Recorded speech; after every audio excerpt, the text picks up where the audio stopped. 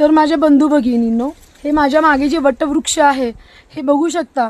आपल्या पूर्वजांनी जे वटवृक्ष लावले होते, जे पिंपळ वटवृक्ष किंवा जे सावलीचे वृक्ष लावले होते, त्यामुळे आपली वसुंधरा खूप शुद्ध हवा देत होती. म्हणजे आपण ऑक्सिजन चांगला घेऊ शकत होतो. पण आज असं झालंय ना की आपण ना सगळे झाडं तोडली आणि सगळं सिमेंटचं जंगल केलं.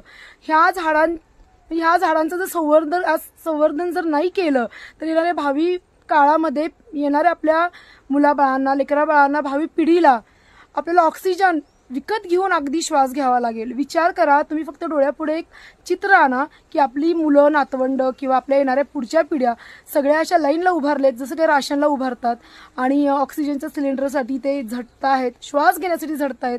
अरे आजही आपण हे सगळं स्थिती बदलू शकतो. आजही आपण आपल्या मुलांना, हे बघा, तुम्ही प्रॉपर्टी कमवून ठेवू नका, पण शुद्ध हवा त्यांचा हक्क आहे, ते त्यांना द्या आणि त्याच्यासाठी आज आपणच प्रयत्न करायचे आहेत. नाहीतर लक्षात ठेवा, पितृपक्षामध्ये सर्वांना, मी नेहमीच सांगते, पितृपक्षात सगळ्यांना आज ज्याप्रमाणे आपण सगळं आपल्या पितरांना हार वगैरे घालतो पूर्वजांना, तसंच आपल्याला हाराची अपेक्षाच ठेवू नका. आपल्याला फक्त चपलीचे हार मिळणार आहेत, कारण तीच आपली योग्यता असेल. जर आपण वृक्ष लावले नाहीत तर. माझं बोलणं खराब वाटत असेल, टोचत असेल, पण टोचू द्यात. आता पेटून उठायचीच वेळ आहे. चला तर मग वृक्ष संवर्धन करू, लागवड करून संवर्धन करू.